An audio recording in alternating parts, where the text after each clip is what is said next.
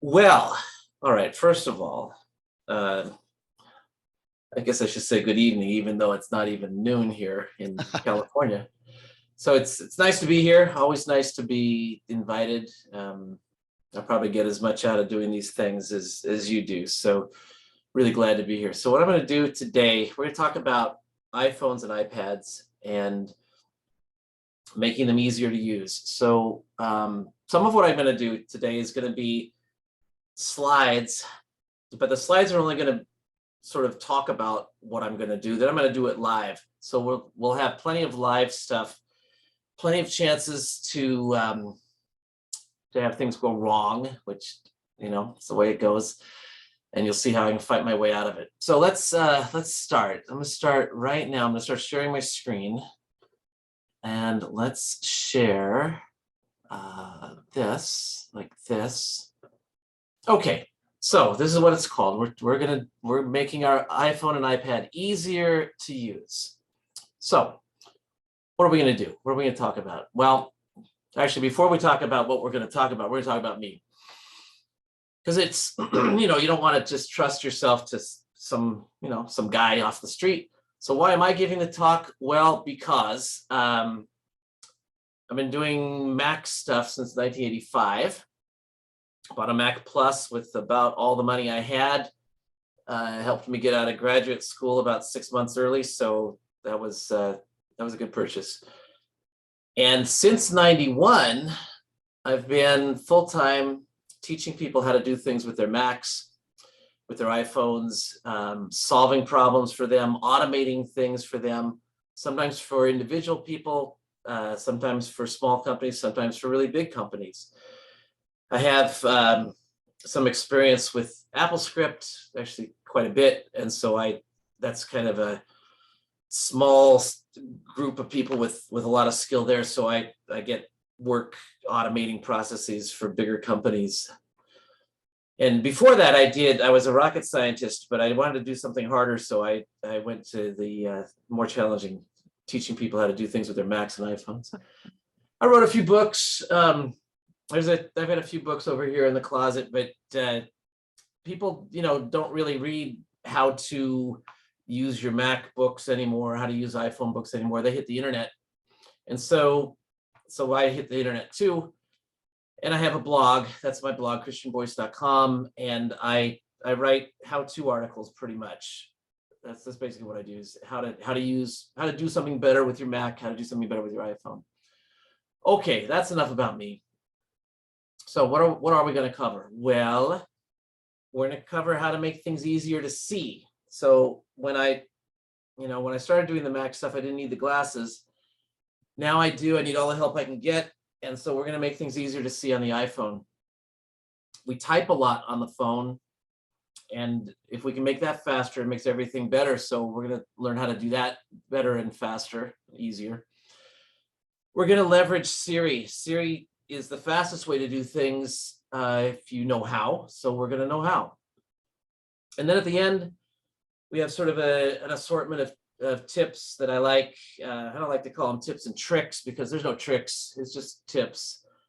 And they're all useful things. There's no silly stuff here. This is all good stuff. So that's what we're covering today. This is iOS 16. And we better hurry up and learn it, because on Monday, Apple's introducing iOS 17. So I don't think there's anything here that's not going to be there in 17. Maybe I'll get to come back and tell you about the new stuff in 17. Okay, so let's get cracking here. Let's start with making things easier to see, and bigger is better. Well, we're going to talk about display zoom. We're going to talk about the control center, because we can make text bigger on an app-by-app basis. This is the key. Widgets, we'll talk about that. We'll talk about Safari's reader view, and we'll talk about having your iPhone read stuff out loud to you, so then you don't even have to see it. You only have to listen to it. So now let's do it. Let's do it for real. Okay, so now we've got our phone. So I've got my iPhone here, and this iPhone is is on iOS 16, and it's almost as clean as it can be right out of the box. In fact, this is it was erased, and these are the apps that you get when you first set up an iPhone. So nothing special here. So let's talk about display zoom. I'm gonna go back and just do one thing before we do display zoom. Let's put this back to normal. Okay, so this is really normal. I should have made it like this. When you look at your iPhone screen and look at my iPhone screen, you can see how far down the icons come, and just kind of mentally note that there's sort of a gap between that last row of icons, the maps, the health, the wallet, and the settings, and then the search box. So it turns out we can make everything a little bit bigger, make the icons a little bit bigger, make text messages a little bit bigger, everything a little bit bigger. And that's what I'm going to do. Why not? So here's what we do. This is display zoom. So we go to settings, and you look in your settings here, you scroll down here until you find display and brightness. So I'm going to touch display and brightness here. And we're not going to go to text size up here. This is where you think I'm going to go, I'll bet, but we're not doing that. We're going to go down here to display zoom. And in the fine print, they tell you that if it's larger, things are going to be larger. And default means that you can see more stuff because it's smaller, but I'm going to go for the larger. So I'm going to go here.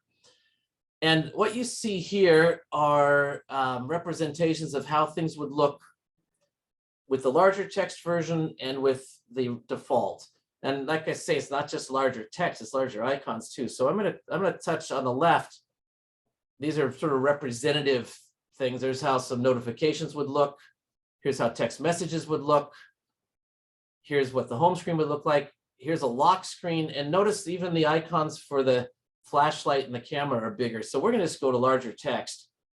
And when I do this, when I say done, when you hit the button down here to say use zoomed, it will turn off the phone for just a moment. It doesn't completely restart, but it just makes a little beep. And now if we go back here, you notice that the icons must be bigger. Everything must be bigger because it comes closer to the bottom of the screen. So everything is bigger. It's only a little bigger. It might be 10% bigger. I don't know how much bigger, but it's bigger enough that it helps me out. So that's display zoom, and that's good for everything. That's going to work everywhere, no matter what you're looking at. Everything's going to be just slightly magnified. Okay, let's look at the control center. Now this is interesting. Sometimes people say, well, look, I want to make everything bigger. So I'm going to go to settings, and I'm going to go to, here I am at display and brightness, right? We'll go here, and then we will go to text size, and they'll do something like this. They'll make things big. And then what happens is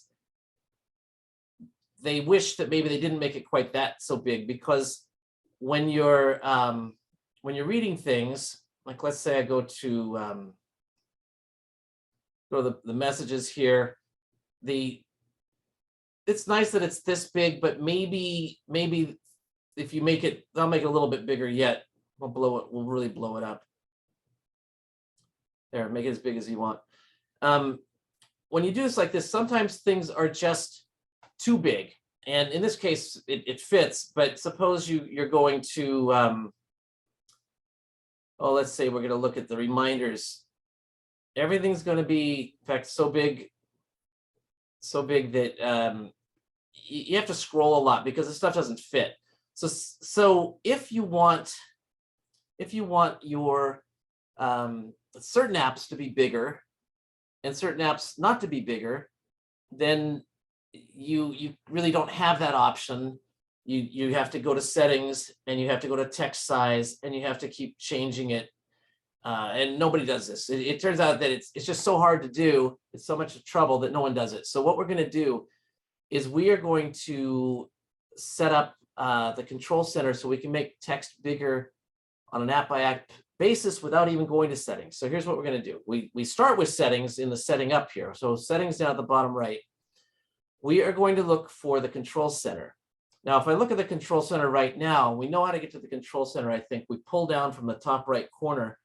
This is what my control center looks like now. Okay, so you've got your standard things across the bottom. We have your flashlight, we have your timers, you have your calculator, and you have your camera. Well, there's a lot of space underneath it. We're going to do something with that space. So the way we do it is we go to settings, we go to control center, and we modify this. And the first thing we want to make sure is that this setting at the top, access within apps, we want that on. We want to be able to get to the control center anytime we want, no matter what we're doing. That's really the key here. When you look at the control center settings, those things that say included controls, these 4 flashlight, timer, calculator, camera, those are the ones you see, but the ones down below could also be seen. So what we're going to do is we're going to add just one, and the one I'm going to add is text size, but you can see you could add some other ones. So I'm going to add text size by hitting the green plus next to it. And now it's up there in the top section. Okay, text size. And I can rearrange these things if I want. I can grab the little bars and move things around like this, so you can make it the way you want. Okay, but we've done what we wanted to do. So here's what's fun is I'm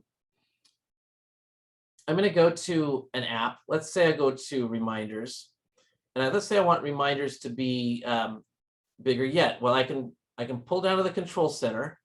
I have this AA here, and if I jack up the size, I have the option, you see at the bottom, to do this for all apps or just for the reminders, just for the app I'm in. So I'm gonna say just for reminders. I'll run this up. Okay, it's really big. Now, if I make it this big, you're probably thinking it's gonna be too big, but it's to prove a point. So this is much bigger.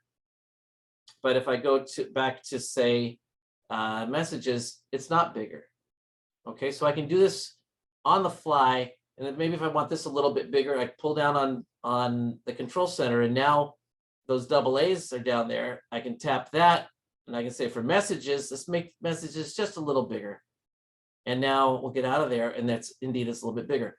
So the one place where you really can't go too big is in the mail app. When you make your mail too big, you end up seeing 1 or 2 words per screen. You're scrolling forever. So this can be really, really handy. All right, so I'm going to go back here. I'm going to change for messages. I'll take it back to about like that, and that's that. Okay, so that's there to stay, right? I can do that anytime I want.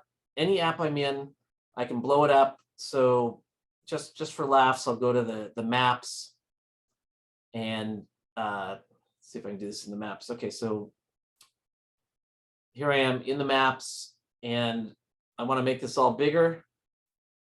Okay, thank you for all these things. Okay, so I'm going to pull down here. I'm going to go to AA's, and for the maps, I'm going to say, let's make it a little bigger. And indeed, it's bigger. So anyway, hopefully you get the idea there. Very handy to make things bigger, but not everything bigger. And you notice I didn't have to leave the app. I just pulled down on the control center. Okay, let's talk widgets. So at the top of my screen here, you see the weather for Santa Monica, 64 degrees right now, partly cloudy. And you also see that I have an appointment at 1:45 coming up. So those are widgets. And it turns out that the one that says weather underneath it actually comes from the weather app. So if we were to look over here, here's the weather app up at the top. If I touch it, what do I see? I see the weather. But when I'm looking at it here, I don't see the weather. What I see is just an icon that will launch the weather. So I touch it and I see the weather then. But if I go over here, this widget already shows me the weather. I don't have to touch anything. But it turns out that widgets don't exist by themselves. They exist because an app makes a widget available. So this widget turns out to actually would launch the weather app. So instead of going over here and touching this, no matter what I want to do with the weather, over here, I can find the weather most of the time, not worry about going in there. But if I want to, if I touch it, it's the weather too. So there's really no reason not to do this. And it's a much bigger target. It's a giant target. It's 4 times as big as the icons. And it gives me information without me touching anything. So that's pretty cool. On the right, this one with the calendar, if I touch this, it opens up the calendar, just like you'd expect, but it's also showing me the calendar. I see my next event. Really handy. So in fact, I don't really need to see the calendar here. I could remove this.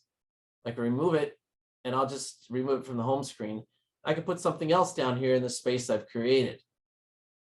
Okay, so widgets. We're gonna make a widget. Let's make a widget. How do you make a widget? Well, sometimes you make them by sometimes you get close to making a widget by mistake, but we're gonna do it on purpose. What you do is you take a finger and you put it on your screen, really anywhere you want. I'll put it on settings. I'm gonna hold it. And as I hold it long enough, that little menu goes away and everything's wiggling. And we've seen this before. We've seen this a million. You move things around, right? And this is how you hit the little minus to make things go away. But we're not going to hit a minus to make something go away. We're going to hit a plus up at the top left. And depending on the phone, some of them will be on the top right. But we're going to go with the top left. We hit that plus. And now that plus is for adding widgets. So they give you some suggestions for widgets here. But and this is nice of them. But I'm going to go down here and I'm going to find, now this is a list of applications that we have on this phone that know how to provide a widget. And one of them is the clock. So I'm going to go to the clock. Now, I don't want to add just one clock like this. I want to add a clock that looks like this, a world clock. So this will be perfect for me. Now, there's another one that looks like this, but we're gonna use this because there's different places that I need to know what time it is. So when you see this, it's always an easy mistake to make is to try to touch the widget that you want. So I'm touching it, right, that black and white widget never works. You have to hit down below where it says add widget. You have to do what they say. So hopefully one day they'll change that. I don't see why I couldn't just touch it. But anyway, add widget. When I add the widget, there it is. Now, I have zero control over where it goes when I add it. I can move it. I can grab it and move it down like this. Perfectly okay. But it's always going to go to the top. And if it's a smaller widget, it's always going to go to the top and the left. So that means it's going to move things around for you. Okay. It's going to move things around. So some of the things that I had on the home screen are not there anymore. They've moved to page 2. Okay. Now I'm going to say I'm done here. So we're done with this. And what I have now is I know the time in Cupertino. I know the time in Tokyo. I know the time in Sydney. I know the time in Paris. Well, these aren't the times. These aren't the places I care about. So I'm going to edit this widget now. So put my finger on it and I'm going to tap where it says edit widget. And so I'm going to pick my times. So I'm going to come down here. I'm going to say, no, not Cupertino. I'm going to make that one Santa Monica. Now, they may not know Santa Monica. So in that case, I'll make Los Angeles. Okay, so in Los Angeles, we'll have the time. Now, I'm not interested in Tokyo, but I am interested in Austin, Texas, where I still have friends there. So I'm going to go to Austin. And then here, I'm going to go to, London, because I think I've got some friends in London, or I might after this talk. And then Paris, we'll always have Paris. So let's keep Paris. So now I'm done. And now I know what time it is in these different places. So that is really handy. There you go. So that's a widget. And now if for some reason I wanted to go into the various clock options, I just touch it. And of course, this is the clock that we've seen. We know the alarms, the stopwatch, the timers, but it's a giant target for for getting into the clock, which means I don't need this one anymore, right? I don't need this one. I'll just remove this from the home screen and it goes in the app library. Now I got one more thing on the screen. So widgets are really fun and this is built in. I think they're certainly not new. It's been there since, I think iOS 14, but still cool. And I love these big icons. Easy for me to see at a glance information I need to know. Okay, let's talk about Safari. So web pages on an iPhone seem like it seems like maybe it's a bad idea. It's so small. How can you do it? Well, you can do it the way I'm going to show you how to do it. So let's go to a web page. I'm going to go to Mac Rumors here. Let's see if I just go to Mac Rumors. Okay, here's the Mac Rumors website. It's a good website. Lots of good information here. And I'm going to read this article about, let's read this one about the second beta of Ventura 13.5. So I'll tap up there to read it. So while reading this, you see I just got an ad for Metro, which is a phone service out here. And as I scroll through here, here's another ad. And I don't want to see the ads. And it's also too small for me. So I'm going to make it bigger and I'm going to make it cleaner. So the first thing you might want to do is, so when I'm scrolling through this like this, you don't see these, you see these options across the bottom. As I scroll, all the options disappear until I pull back a little bit. Now you do see some options, including the going back button and the share button and the bookmarks and the tabs. But what I'm going to do is I'm going to tap those two little A's, little A and the bigger A next to the lock, next to Mac Rumors. And I'm just going to tap that and I get options. And the options are the ones we care about right now are down here at the bottom. So I'll make it bigger. I'll make it a little bit bigger. And so now it's quite a bit bigger. And now, as I scroll through here, it's certainly bigger, but I still have the ads and they're still taking up space. Okay, there's a bird. All right, so the ad takes up almost an entire screen. So I don't want that. So what do we do? What do we do? We the enlarging the text was a nice thing, but this is your secret weapon, is the so-called reader view. So what we're going to do is we're going to pull down a little bit again. So we see these things with the double A's again. And I'm going to tap where it says show reader. When I show the reader, now I have nothing but pure reading. Okay. There's nothing but the text. Now, if there was a picture in it that belonged in it, they'd probably show the picture. And I can change this. I can tap those double A's again. And now I can make the reader view bigger with these A's. And as you tap the one on the right, it gets bigger. Tap the one on the left, it gets smaller. So let's make it big. And also, we can even tap the double A again, and I can change the font. So I like this kind of font, but some people like this other font, San Francisco, and some others. So you see, it's just a different look. And also, this is sort of a sepia look, but I can tap this and say, no, I want it to be black on white, like this, dark brown on sepia. Some people like to read it like this at night or like this. I'm going to go with the sepia one. I think it's easier on my eyes.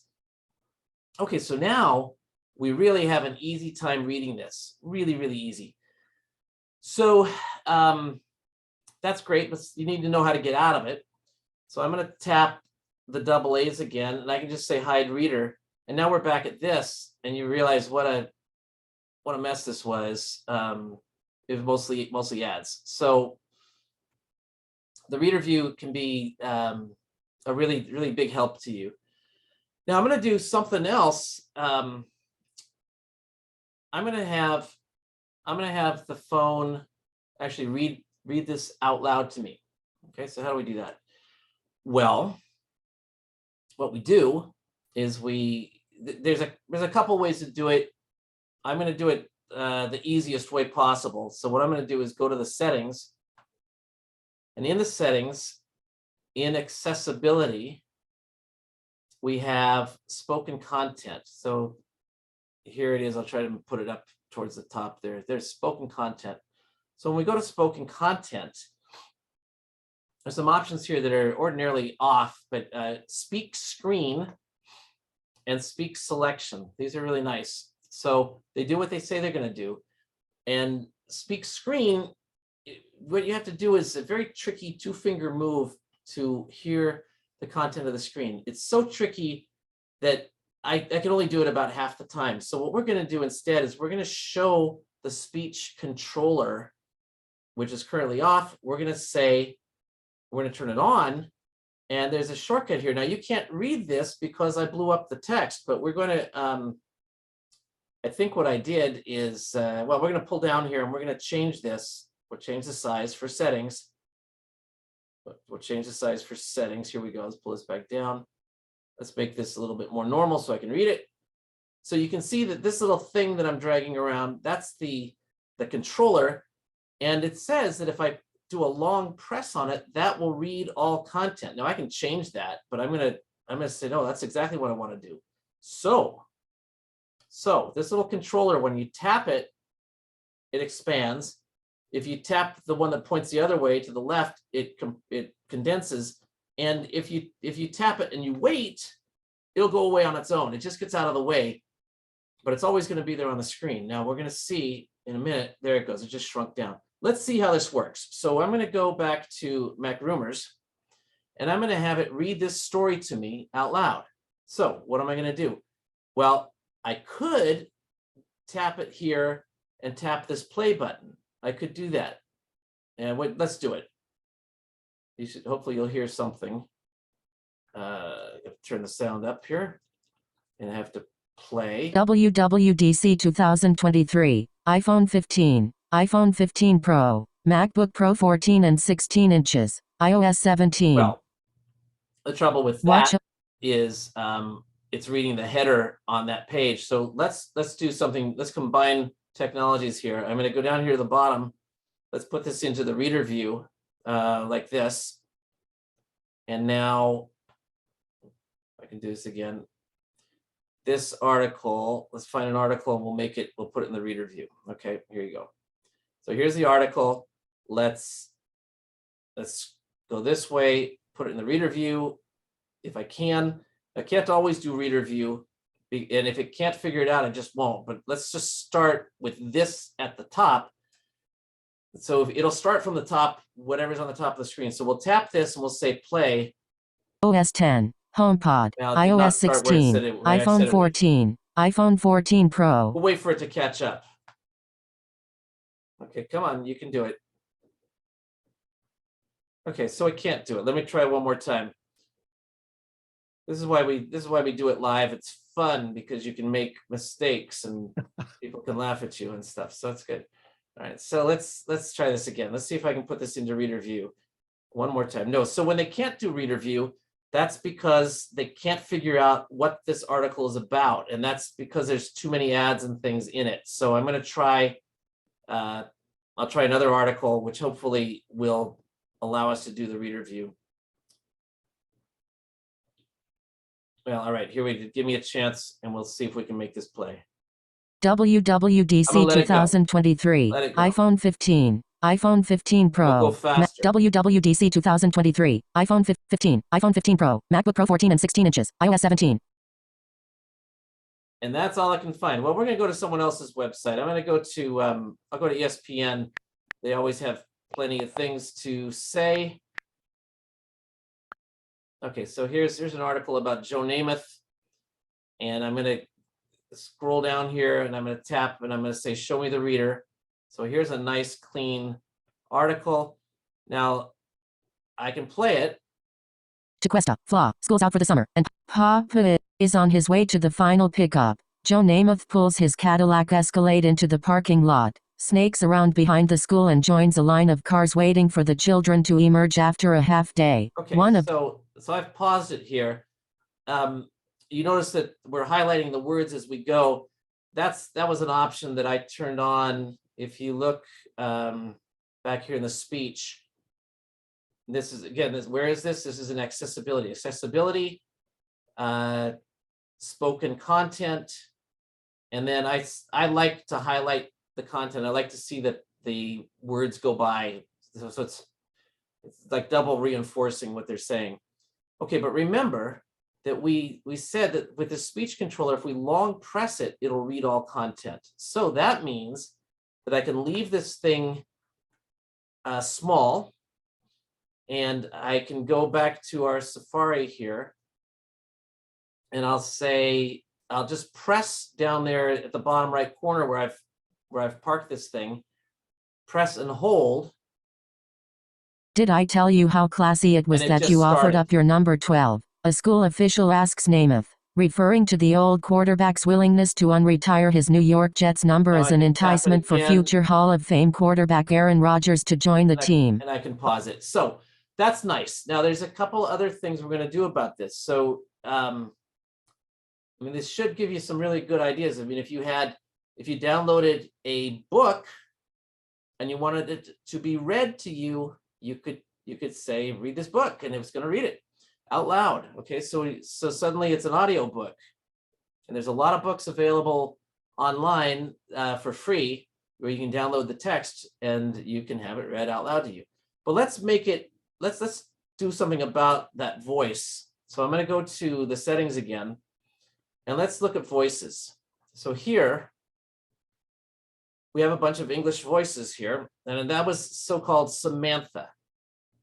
Now, you notice here, these are English US style voices. And so to you, they may have a funny accent. So what we're going to do is we're going to pick somebody else. Why don't we pick someone from the UK here? So you look at these choices, and you can try them to hear what they sound like. So here's Daniel. I'll play a little bit of Daniel. Hello, my name is Daniel. I am a British English voice. Okay, and you see below, yeah, so below we have the enhanced Daniel, which is a 148 megabyte download because it's a better quality voice. So if you want it, you can download it with that little cloud with the arrow. But I've done some of the work in advance here. I'm going to go to Jamie here, and Jamie's going to sound like this. Hello, my name is Jamie. I am a British English voice. Okay, so not being an expert on British English voices, I picked that one. I'm going to download it by hitting the cloud to the right. It's not a slow download here. Look at this, lickety split. And so now that becomes a voice that I can use, and in fact that's what we're going to use. So we'll use Jamie. So I've checked him there. And so now when we go back to our article and we want to play, so I'm going to long press on the on that little this little speech controller, this guy here. I'm just going to press and hold. That was very classy. The friendly man says, "We want to win. The fans want to win." Namath says of his gesture, ultimately declined by the newly acquired Rodgers.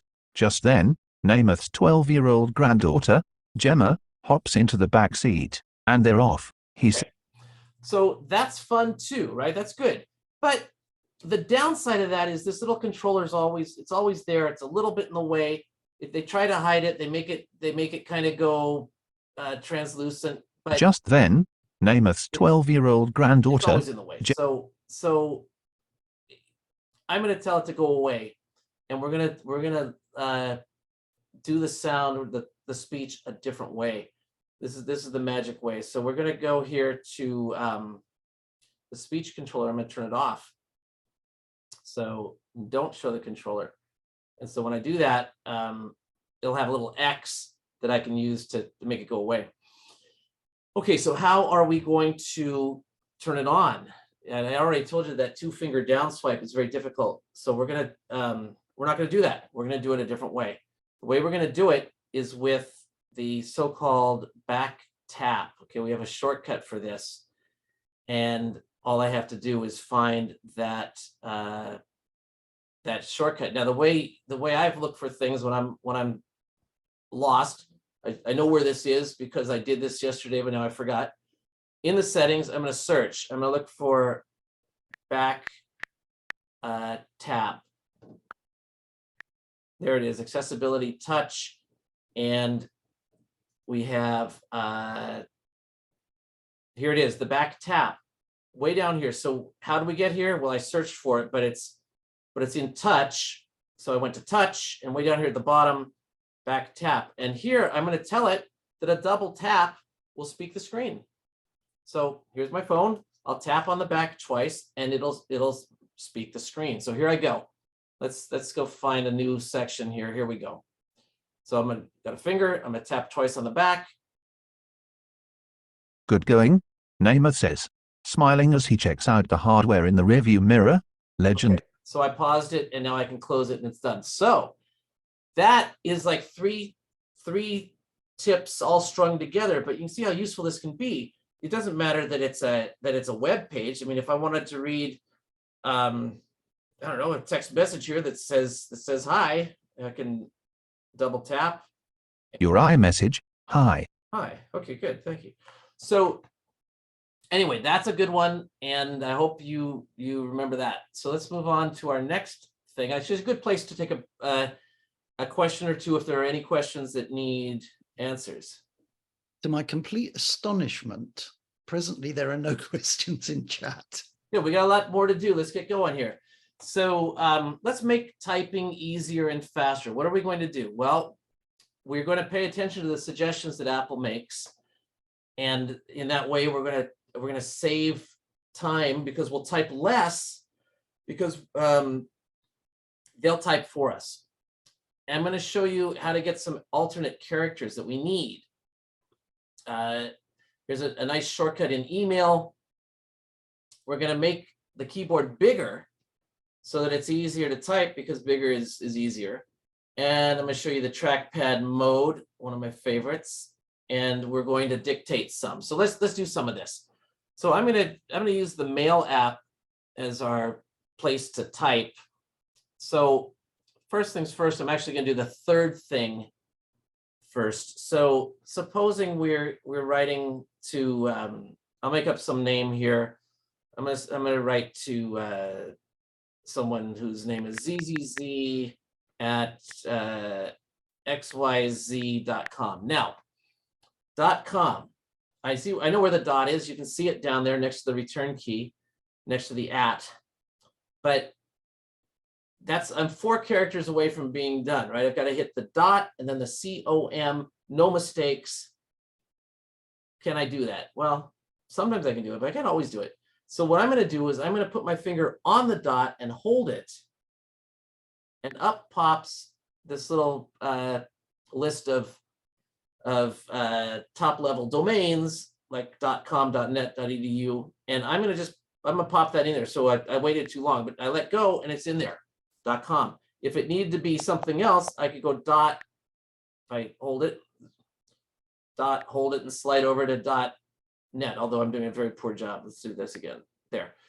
So it saves you, with one touch, you get 4 characters. That's a good investment, right? So that was item number 3, the tap and hold the period when typing email addresses. It only works in keyboards that are meant for email addresses, like this one. You can tell it's got an @ down there at the bottom. It wouldn't work here. If I try to say, if I do ZZZ and I try to find the at XYZ, there's a dot. If I do this, I can hold that dot all day. It's not going to give me XYZ, right? And so it only works up here in email style boxes because you get an email style keyboard. But let's look at some of the things we can do. So I'm going to imagine that what I'm going to do is I'm going to say the reason I'm writing is because I want to invite you to dinner. That's what I'm going to say. Well, the word "the" is already right in front of me. So I'm going to say "the," and now they don't know, they didn't guess that I wanted to say reason. So I'm going to say, you see, I've typed 3 letters, and then over there to the right, you see reason. So I'm going to tap that. That's my 4th tap. But with 4 taps, I got 6 letters and a space. And you see the I is right there. The reason I, and I'm gonna do am, then I'll do WR, there's the writing again. So by paying attention is that I want to invite you to DIN dinner. So by paying attention to what was showing up there in the gray section above the letters, I was able to save a lot of typing. And we should have counted the letters. That should have counted how many times I tapped. But I know it's many fewer than had I typed this out myself. So they're trying to help you. So let them help you. Okay. Now let's look at some other things. Suppose you want to say, have you ever been to, and now I'm going to say, instead of Munich, I'm going to say it the German way. It's too bad we don't have Eckert here. But so if I want to write Munich like this, I can do that. That's easy. But I want to write it the way they write it. And that's going to take a U with an umlaut on it. And I don't see any U's with umlauts here. But if I put my finger on the U and hold it, there's all these options. Okay, so all I have to do is slide over here and I'll take that. And then I can do that. Okay, so now I can type fancy things like umlauts. I can say, let's say you need a new resume. Well, I can say need a new, and I can do R and then E. Oh, there's that, and then SUM. Oh, they already guessed, but that's not the way I spelled it. SUM. Now I could take it. They've already figured it out for me, but I'm going to type the E just so you can see. Look at all those E's. Okay. Now that's not the only kind of extra characters. There are. Suppose you wanted to write something in Spanish, so you want to say. Suppose you want to say hola. Okay, and you do like this. Well, that's not the way they do it in Spanish. They need an upside down exclamation point in front. So in this case, I'm going to use my finger and try to stab right before the H, and I've managed to do it. I've got the exclamation point down here, and I'm going to touch it. As I hold it, now I get an upside down exclamation point too. So touch and hold, and you see what you get. There's some other really nice ones. I'll say it costs, let's say something costs $4. Okay, great. But let's say instead it costs, let's say it costs 99 cents. Well, I could do it like this. I could do $0.99. That works. But what if it's 5 cents? That looks silly. So let's not do it like that. Let's say it costs 5, and then where's the cent sign? Well, you put your finger on the dollar, which is just a good guess, hold it, and there's the cent sign. Or maybe it costs, let's look at the dollar sign again, and maybe it's like this, okay? So that's where those symbols are. Now, of course, if you're using, if you're set to an English keyboard, you didn't have the dollar sign, but you still have other options under that dollar sign. So have a look at that. Okay, now we've learned about the first two, the first three. We're going to skip the fourth one for a minute. Let's look at trackpad mode. What is trackpad mode? Let's say what I want to do is somehow get the cursor up there between the E and the S in resume. Maybe I don't like that. Maybe I just think we only need resume to have an accent on the E. So I can take my finger and try to stab it right there. Very difficult, okay, not easy to do. So what we're going to do is we're going to do something else. We're going to put our finger on the space bar, and when we do, we're going to hold it. We're not making a space, but you see all the keys disappeared. Now I'm going to move my finger into that area where the keys used to be, And if I can find what I was trying to do, yeah, here I am. I can just drop it right there. And now I can just put it in an E. Okay, so this trackpad mode is fantastic. You put your finger on the space bar, hold it, and then the whole keyboard becomes a thing you can scroll around in. So very, very easy to do. So there tonight. So trackpad mode. Now you know. Now let's look at, we're going to look at turning the iPhone sideways to make the keyboard a little bit bigger. Let's see if I can do this here. I think I've got my iPhone in landscape mode. Let's see if this goes. I'm going to turn it. And, oh, sorry, I got to rotate this a little bit. I've botched this. Don't go away. Okay, there. So you see this keyboard goes all the way across, well, almost all the way across the screen. It's certainly way wider than it used to be. So it's just bigger. So it just makes it easier to type because it's just bigger. All right, let's put this back. We'll go back to this and let's go back to this. Okay, so last but not least, let's just cancel that one. And I'm going to make a new one. And let's do some dictation. So with dictation, the key is to speak the punctuation, and that includes, if you want a period, you say period. If you want a comma, you say comma.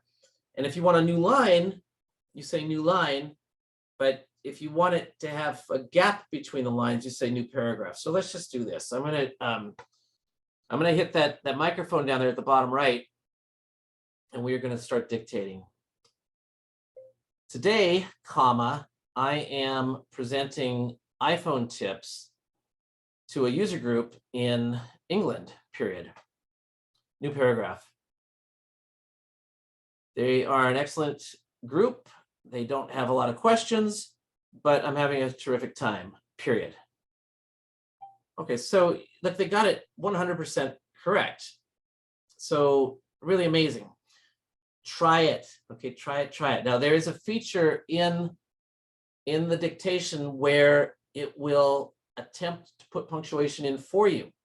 Like when I said there's an excellent group, I didn't say period. They put it in. Okay, so look in the settings and you will see some interesting stuff there. All right. Questions about typing and going faster? Good, because we got other stuff. Let's get good at Siri. So there's a lot of people, I meet somebody every day who says, I don't like Siri, or maybe she doesn't like me. Well, we're gonna become friends with Siri. So look at these things we can do. So now, first things first, there is a technique to this. You can go into the settings, and I'm going to go to the settings here. Let's look at the Siri settings. Siri gets its own settings right here on the front page of settings. So we'll go here. If I turned on the top option there, heck, I'm afraid to even say it because my real iPhone is gonna pipe up. But if we turn that on, then that means you can do this hands-free. You have to teach Siri to understand your voice. So I'm not gonna do that right now, but you can do that, and then it's hands-free, which is really great, especially if the reason you're setting a timer for 5 minutes is because you're in the kitchen cooking and your hands are dirty. So I definitely advise you to turn that on, and the training ensures that it only listens to you and not to somebody else. And so also it ensures that when you ask Siri to do something hands-free, that it doesn't affect someone else's iPhone. So that's good, but we're going to use the side button for Siri. And one of the it's not exactly a trick, this is a technique. Most people will press the side button and hold it until the little Siri animation comes on like this. And then they'll talk, and then they hope Siri figures out what to do. And of course, they don't understand that. So what we're going to do the way to ensure that Siri knows when to stop listening is for you to hold the button on the side while you're talking, keep it down, and then let go when you're done. Otherwise, it'll continue to pick up sound in the room and possibly get confused. So I'm going to do this one. I'm going to press it in, hold it, and I'm going to say word for word what it says right there. Set a timer for 5 minutes. 5 minutes. And then you saw me let go. Okay, so now let's look at what else can we do. Now I'm going to do this one. And of course this works no matter where you are. So let's go somewhere else. So I'm going to ask it, when's my next appointment? Word for word. So I'm going to press it in, hold it. When's my next appointment? Next up at 11:15 a.m. Suffolk iPhone tips class. Okay, well, so this isn't over, so they're still talking about this. Let me see if I can even say, when's the appointment after that? You have 6 events for today until June 29th, 2023. Okay, so tea with the king right after this. All right, let's look at another thing we do. So I could, now of course we already know I can see the weather just by looking at it, but I'll say, what's the weather like? It's currently partly cloudy and 65 degrees. But I could of course modify that. What's the weather like in London? It's currently clear and 60 degrees in London, Okay. United Kingdom. How nice. Okay, so very handy. You see, and the trick again is to hold the button in until you're done talking. All right, so I have a friend named Athena. I could call her. So call Athena. I don't see Athena in your contacts. Oh, not on this phone. I don't. Sorry, my mistake. This is my demo phone. But if we had someone in there named Athena, it would call her. If she had more than one phone, it would ask you which phone: cell phone, work phone, home phone. Okay. So advantage of having a good address book is that this stuff works. Oh, now you can launch an app. Now there's a lot of ways I could launch an app. I could certainly go find it. I could use the control center to get to the calculator, but I'm just going to say, launch the calculator. And there it is. Okay, so that's easy. Now, this is a good one here. So when we ask it to wake you up, you can say, wake me up at 7 a.m. You could say, wake me up in 30 minutes. You could say, wake me up at 7 a.m. tomorrow. Or like I've said here, wake me up at 7 a.m. every day. So here we go. And if I'll just sort of prove to you right now that I have no alarms, as you can see, right? No alarms are set up. So I'm going to say, wake me up at 7 a.m. every day. Done. Okay, do you want to go peek? Let's go see. Let's look at these alarms. There it is, every day. I could have told it just do it on weekends. Okay, so let's look what else. Now this is really cool. So assuming that you have a good address book, not like the one I have in here, and you filled in your own information. And where do we do that? Well, let's just take a peek. When we go to the Siri settings, you see down here where it says my information, this part.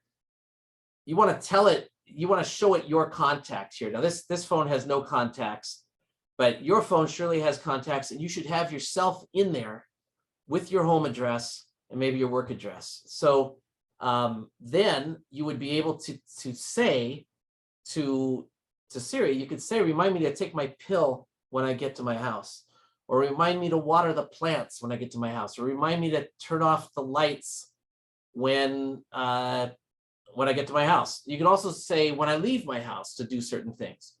Or you could even say, let's say you put your mother's address in here. You can say, remind me to take the things out of the trunk when I get to my mom's house. So they know where you are, and so they can trigger things, and Siri can set all that up. Okay, here's one. They're good. They're great at sports. So I can say, when do Arsenal play next? Arsenal plays Boca Juniors tomorrow at 5:30 p.m. Boy, are they in trouble. 4 and 12? Well, 4 and 2 and 12. That's not very good. So that's really fun to be able to do that. And so they're exceptionally good at sports. So try asking. You can also ask for scores. you could ask for, in case I missed the game on Monday, I'll say, how did Miami do in basketball on Monday? The Heat won the conference finals, 4-3 against the Celtics. They won the last game 103-84 last Monday. Very nice. Okay, so Siri. So don't give up on Siri. I mean, on Siri, you know, I've already shown you stuff today that it's AI in Apple's own. Oh, there's our 5-minute timer. All right. Oh, you know, with the timer, by the way, when the timer goes off, if your hand's free, you can say, hey, Siri, stop. You can just say stop, and it would stop the timer. Okay, that's. There are no timers set. Oh, thank you. That's this phone. Yeah, you just say Siri stop, and it will stop, which is really cool. You don't get this stuff from just anybody. This is special VIP tips. So yeah, so Siri is it's artificial intelligence, right? They are trying to figure out what you mean by what you say, and when you're typing and they're predicting what the word is that you're trying to type, that's AI too, right? That's how ChatGPT works. They try to figure out what would be an appropriate word to go in here next so that it turns out to be good English, right? So that's there is AI happening here. It's going to get better. It's not the best one, but they're very private about this, and that's why some systems are able to do better than Siri because they're not so private. This one's private. Okay. Oh, last but not least, Siri will tell you a joke. So let's do it. Tell me a joke. How do you get an elephant out of the theater? You can't. It's in their blood. Okay, they're not good jokes. Okay, I didn't say that. So, okay. Questions about these things so far? Okay.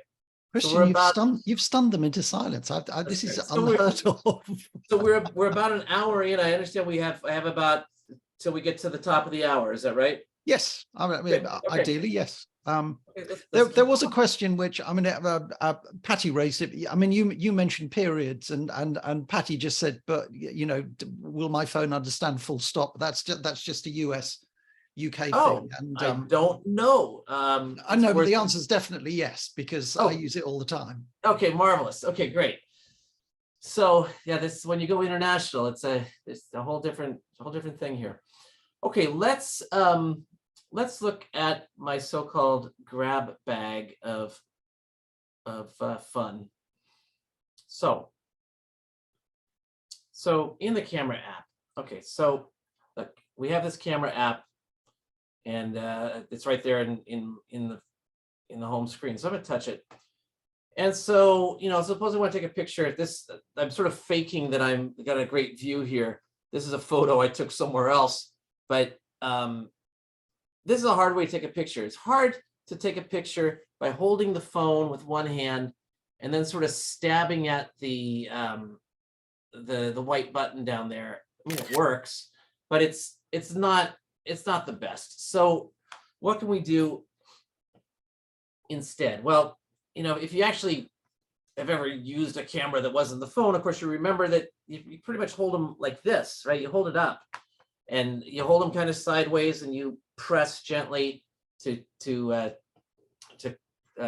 know, take the picture. Well, we can approximate that here. So what I'm going to do is I'm going to turn my phone sideways if I can. Let's see here. This is it. Okay, let's see if this goes. We'll go to the camera.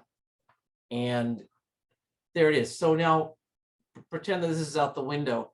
But the point is that instead of trying to hold this sideways and stab at that white button, which would be very difficult, I put my finger up at the top on either the volume up button or the volume down button. And it doesn't matter much, but I can hold it very carefully here. I'm holding it like this, right? I'm holding it there. I think you can see me now. I'm holding it like this. And now I can squeeze very gently and take that picture. Okay, now I'm gonna zoom in a little bit so I don't have to do such contortions, but there, so I can just squeeze and take the picture.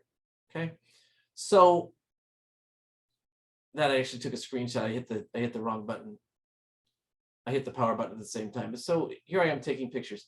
So let's get out of that. Let's get back to our back to here. Okay. So anyhow, that's a great way to take a picture. There are options for this, and I'm going to show you. If you go to the settings and you scroll around, you'll find there's camera settings. Okay, you got to go a ways here, but there it is. Okay, so in the camera, we've got some options, and the one option, when I said it doesn't matter which button you use, well, as long as you don't turn this on, this one that says use volume up for burst, if you turn this on, then the volume up button, when you click it, it's going to be that sort of motor drive where it's going to go clickety clickety clickety click and take 10 or 20 in a second. So I leave that one off because it's handier for me to turn this thing sideways and touch that button than it is that button. That's just me. So I'm not doing that. But anyhow, that's it's fun that you can let me put this back just a sec, just made a mistake there. It's nice that you can turn the camera sideways, turn the phone sideways and have it seem like a real camera. So try it. Okay, let's see who's next. Oh, my favorite. Holy cow. How did we not do this earlier? So look, here I am in the settings. Suppose I want to go to the mail. What do? Well, I swipe up, right? There's that black line across the bottom. I swipe up. I go find the mail. I open up the mail. Now I want to go back to say, I want to go to photos. So I swipe up. I go find photos. So everything's 2 steps, right? Swipe up, go somewhere else. Swipe up, go somewhere else. And in fact, if I don't find, if the thing that I'm using is on this other page over here, like say the settings, then that means I have to swipe up, switch screens, go somewhere else, swipe up, switch screens, go somewhere else. That's not how we're going to do it anymore. All right. So I showed you that not to put you to sleep, but to show you how bad that is. And we do this a million times a day. But that bar that we keep swiping up on actually can be dragged to the right. So this is where I was. This is back where I was. I'm going push it this way, push it that way. You got to put your finger right on the bar, okay? But so here I am moving it through the apps that I've been using. How nice is that? So swiping back and forth between apps, not you don't even have to do this business where people pull it up and then they sort of pan through and they find the one they want and then they touch it. No, you don't have to do that. You can just do like this and back and forth, so quick, so easy. All right. And this is one of those things I miss. If we were in person, there's going to be someone who never saw that before. They're going to say, holy cow, how long has that been there? But this is what you don't get when you don't do it in person. You don't hear people saying, holy cow. Okay, so FaceTime. So, we like FaceTime, and it's easier since we do a lot of texting. Let's face it, text. When you're texting with somebody, it's so easy to jump into a FaceTime by tapping the camera icon up at the top. I can tap there and just say, I want to do a FaceTime video, and right away it's ringing me on my other phone, but we're not gonna answer. But how easy is that, right? That you see the icon and boom, you're right there. And you can also do that from a phone call, from a straight phone call, when you see the dots, the different icons on the screen. One of them is a FaceTime. You can jump right in. All right, what else are we gonna do? Face ID. Oh, sorry, yes, couple of questions, yes. Christian, Sure. if we may. Marvelous. Susan Clement, would you like to unmute and ask your question? Susan? I'll do it for you. Susan says, going back to something you talked about at the beginning, Christian, in Control Center, I have a lot of minus signs next to items like text size. How do I remove the minus signs? Let's see. Oh, I understand what you mean. Yes. So what they mean is when you go to settings and you go to the settings for the control center, it looks like this. These minuses are there so that you can remove them from the control center. But that's not a bad thing. This indicates that they are in the control Yes. center. Yes. Okay, so that's what that's about. So you don't want to remove the minus. You're glad the minus is there because it just means that it's here, right? There's 1, 2, 3, 4, 5, and there they are, 1, 2, 3, 4, 5. Okay, good question. And Nigel Jackson just says, I'd like to control where I place icons on the home screen, but it seems a bit hit and miss. Yeah, you know what? We might get there. It's a difficult thing to move things around. When you download an app, it tries to find an empty space, which may be 3 screens away. So I'm going to show you how you move things around if we have time. Okay, What I brilliant. want to do right now, though, is the Face ID settings. We're going to, don't let me forget about that. It's actually on my list. Face ID settings. Let's look at Face ID settings. So Face ID is nice, but sometimes it requires you to kind of really look head on at the thing, and it's a little inconvenient. I liked the Touch ID because you could just lay your finger down and not be looking at it, and it knew your finger from any angle. Your face, it doesn't know from any angle. So in order to make it a little bit easier for you to unlock your phone with your face, what we'll do is we'll take a look at Face ID and passcode here, right there. And of course, you have to unlock it with your code to prove that you are worthy of doing this. And if we scroll down a little bit, we see here that I've told it to require attention for Face ID, which means that they want to make sure I'm really looking at it. But that's just difficult for me because if the phone is in a stand off to the side, or maybe it's on the car's dashboard, I'm not going to be looking right at it. It's going to be off to the side. And to go stare at it, especially when it's in the car, is not a good move. So I'm going to turn this off. Okay, so they're saying, yes, it would be more secure because now Face ID will unlock your phone even if your eyes aren't open, even if you're not looking at the screen. So that's okay with me because this phone's not getting out of my possession, and I want to be able to unlock it without working too hard. Okay, so that's something to look at. If Face ID is requiring you to play trombone with it, to make it look at you and stare at it and eventually type your password in, it's probably worth turning this feature off like I did. Okay, now let's look for mail. When you search for mail, let me see if I can do this. Wow, I'm gonna risk switching to another phone. Let's see, there's no mail in this phone to search for because it's all brand new. So what I'm gonna try to do is I'm gonna try to share this phone. Okay, this will be fun. Yeah, I can do this.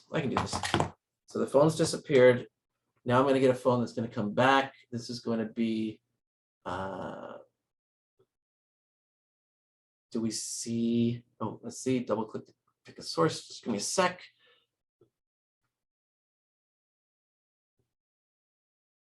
Okay, there's my, okay, good. I'm going to do a search for, and you see how I've laid out my screen. This is my real phone.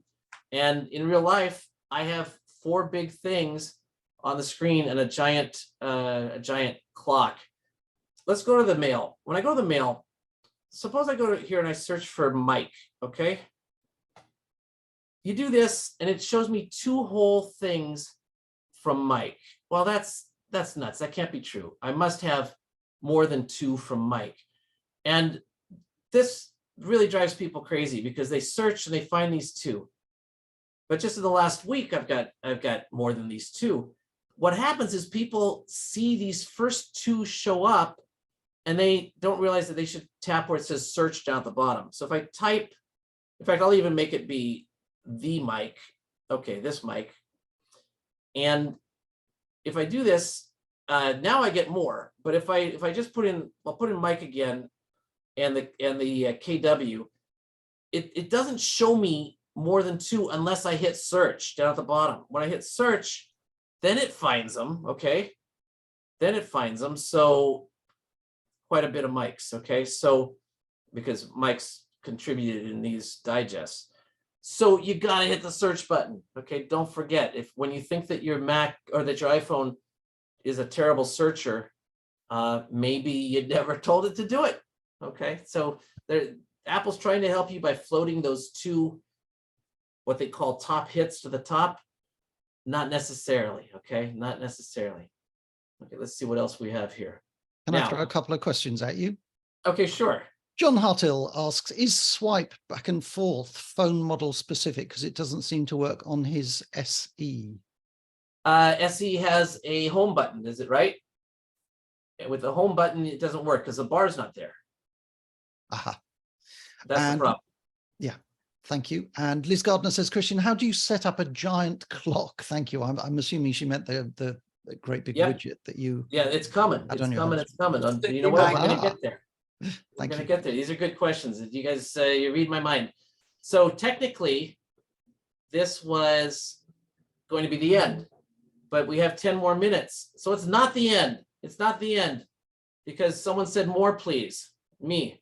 So let's have some more. Let's do some more. Now, long pressing.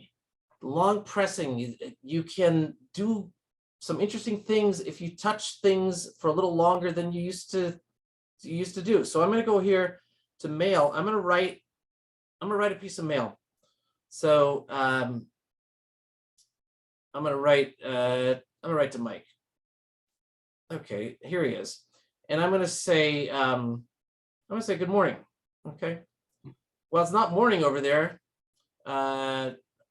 Let me be the first to say good morning. Okay. So now how am I going to be the first to say good morning when I'm writing it when it's only what time is it? 8 o'clock over 8, almost 9, almost 8, almost 9.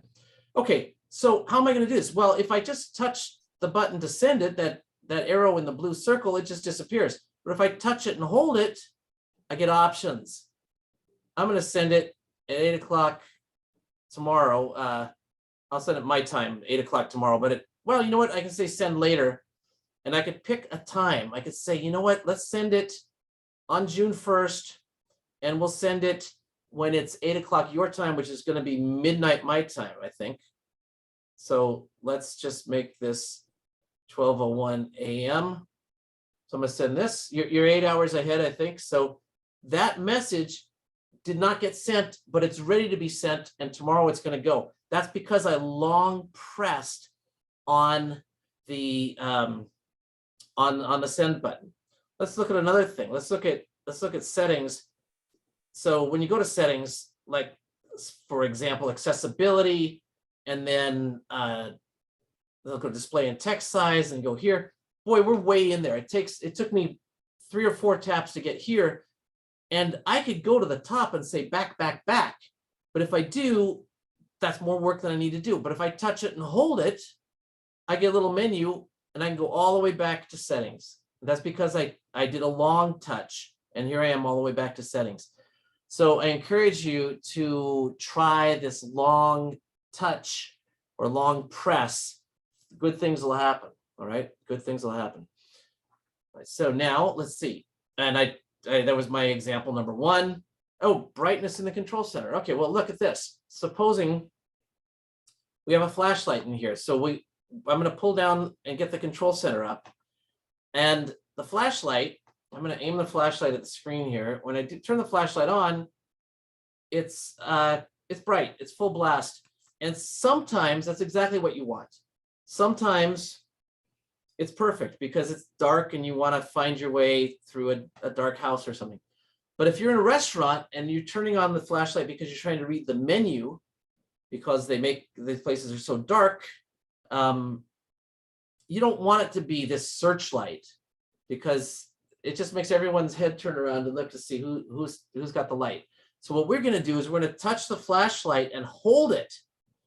And what we get is gradations here. So that I'm sliding up. I never moved my finger, but it's so you see it's off, it's dim, brighter, brighter, full blast. And so it's really quite easy to do. You, like I say, when you touch the torch, as you might say, put your finger on it, hold it, and then just slide up, and you'll see the brightness of the flashlight going up and down.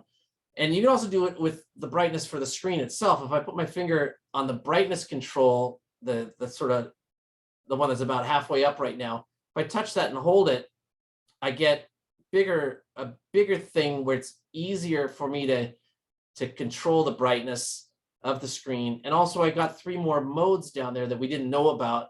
We didn't see these other places. We didn't see dark mode easily turned on and off, night shift, and true tone. So the long press revealed those things. Okay, now we had a good question. I think it was from Nigel about rearranging icons. This is a special method that I think I invented. Okay, so I'm going to share it with you. So let's say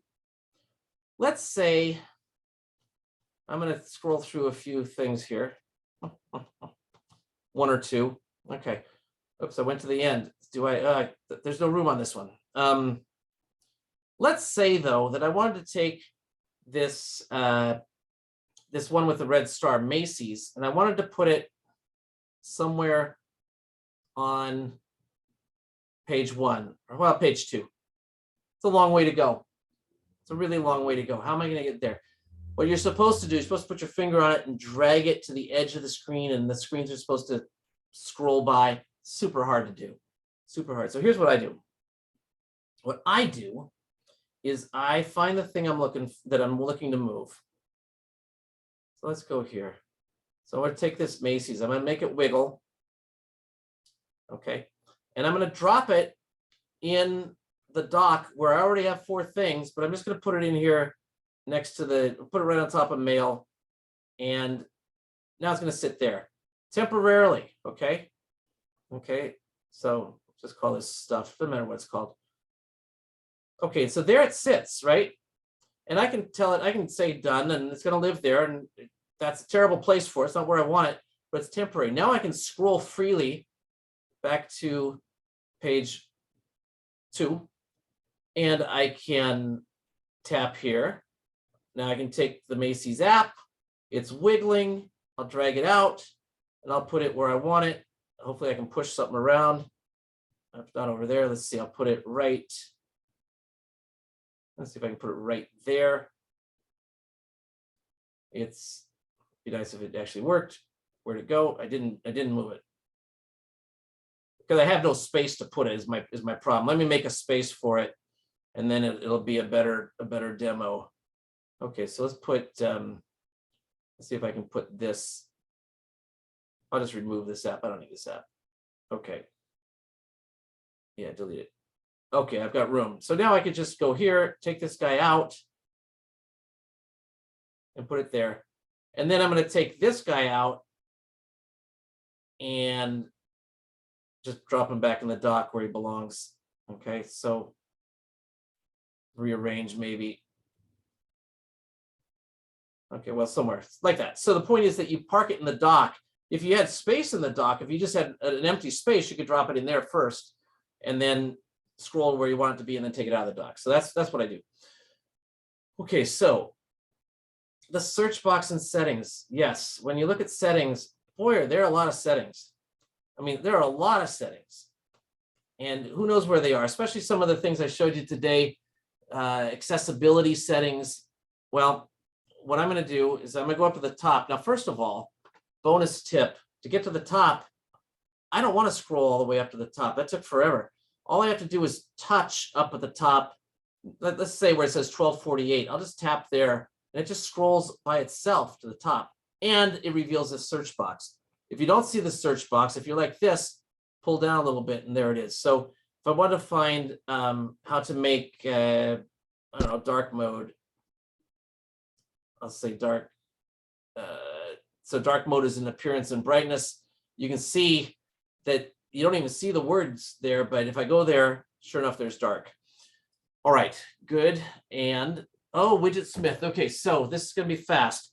Someone asked about an app. How do we get that big clock up there? Yes, we're going to do it. We're going to do it live here. I'm going to get into this camera here. This is my, this is Max's iPhone. Okay, good. So I'm going to go to the App Store. So this is going to be fast. We're running low on time. Mike, if I go over by 2 minutes, am I in trouble? Absolutely no worries at all. Okay, good. So I'm going to go to the App Store. So then I won't rush. We're going to go to the App Store. I'm going to go to search. I'm going to look for Widget Smith. Widget Smith is made by a man named Smith. All right. He's got Watch Smith, Widget Smith, a few other Smiths. And the one we want is this one that says Widget Smith Custom Widgets. Now, I've purchased it before, but it's actually free with the option to pay for things. So we're gonna get the free one here.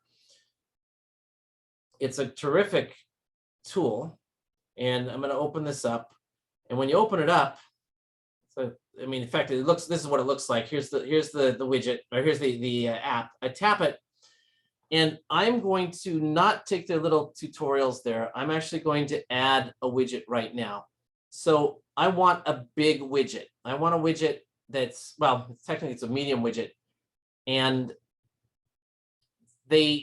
what you do, the technique is first you build the widget, then you install it onto the screen. So let's look at this one that says medium number 1. I'm going to touch that and I'm going to edit this.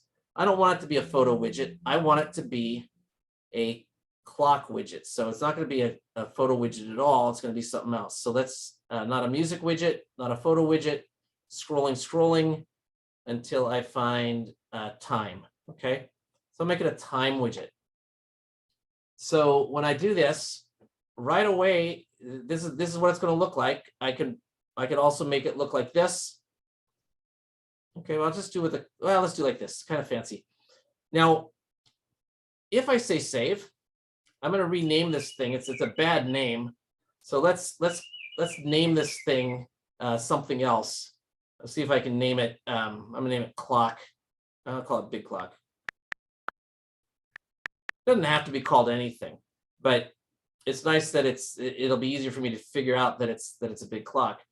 So now in my list of widgets, there's a small widget, a medium widget here that's called big clock, and there's a large one that I haven't done anything with. So I still want to edit this a little bit. I'm gonna add this widget to the home screen, and the way you do it, if I can look here, little video walkthrough, and we're going to do what we did before. We're going to find on the screen.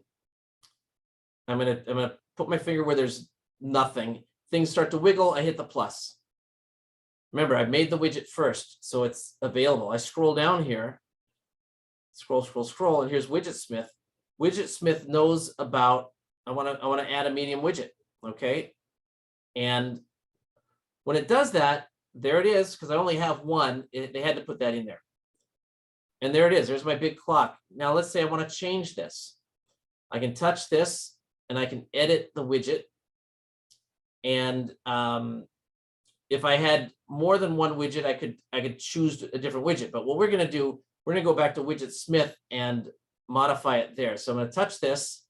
We're going to look at our widget, our clock, and I'm going to look at the theme for our widget here.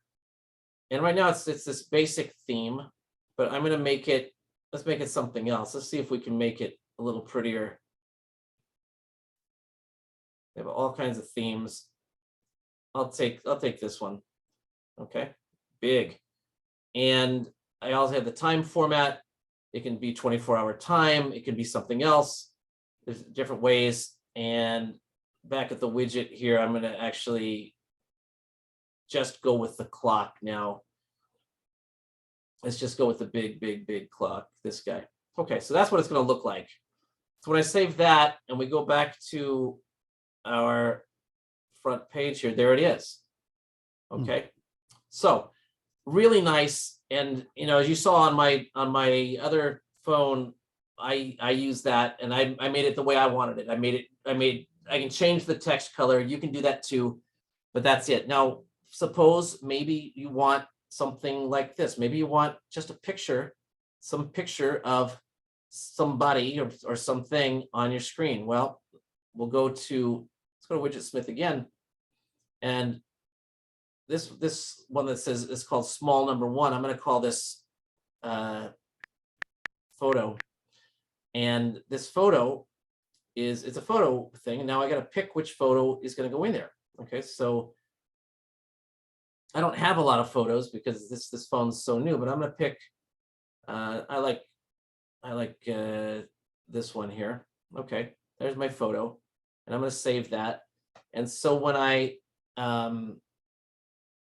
I add this small widget to my screen, sorry, when I leave here, you don't see it yet because we got to put our finger down here, make things wiggle, hit the plus, scroll down, find Widgetsmith, adding the small widget, hit this, and there it is. Now I can rearrange these guys. I can drag them up like this. So, you know, there you go. If I decide I don't want it anymore, I can hit the minus and we're just going to remove that widget. And now it's like this. So that's Widgetsmith. That's how I got the big clock up there. And that is that. And that really is the end now. Okay, that's all we have. So I'll take questions for a few minutes if you'd like. Otherwise, you know, class dismissed. Does anybody have any questions? If you do, please feel free to unmute and fire away. I think you've exhausted them. Me Christian, too. I can't thank you enough. If you were in Suffolk, I'd suggest we all go for a beer, but it's a bit of a tricky one. I'm gonna put that on account. I'm gonna save that. Okay? Well, next time you're driving through. That's it. Thank you so much. You know, such a fantastic evening. I cannot imagine there isn't anybody here who hasn't picked up some sort of useful tips and tricks. Guys, could I trouble you all please to unmute your mics and just show your appreciation to Christian? That would be lovely. You're all muted. Thank you so much. God. Well, Thank you. I've now got Widgetsmith. Absolutely brilliant. Thanks so much. Thank you. And well, have a good summer. We look forward very much to seeing you in October.